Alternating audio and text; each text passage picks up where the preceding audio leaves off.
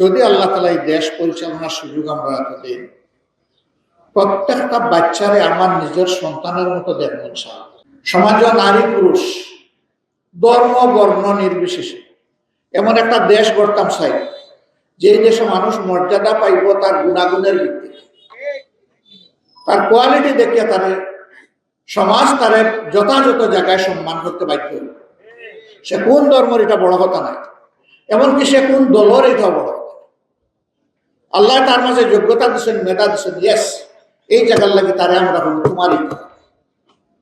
আমরা সময় যখন কেউ ভালো এসএসসি রেজাল্ট করছেন, এর আগে ম্যাট্রিক, এর আগে ম্যাট্রিকুলেশন, এর আগে এন্ট্রান্স, এই পরীক্ষার কেউ যখন ভালো রেজাল্ট করতো, মানুষ দেখা দিতে তারে তার বেলায়।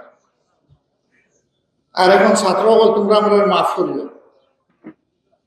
এখন এইরকম কত ছাত্র রাস্তার পাশ দিয়ে আটকে যায়, ফিরিয়েও চায় না। বরঞ্চ কিছু কিছু ছাত্র দেখলে বান্ডেল থাকলে প্রতি সেনমানিতে টাকা বাঁচবে। বিকাশ সেনমানি বান্ডেল কিনে জিতুন প্রতি লেনদেনে। আয়াতুল কুরসি পড়িয়া বুকু থু দিয়ে যায়, এটা আমার উপরে আবার পড়ে যায়।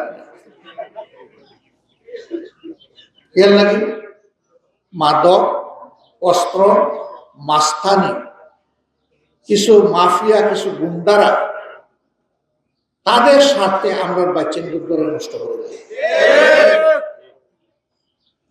আমরা যদি আল্লাহ তাআলা এই দেশ পরিচালনার সুযোগ আমরা এত দিন, প্রত্যেকটা বাচ্চারে আমার নিজের সন্তানের মতো দেখব ইনশাআল্লাহ।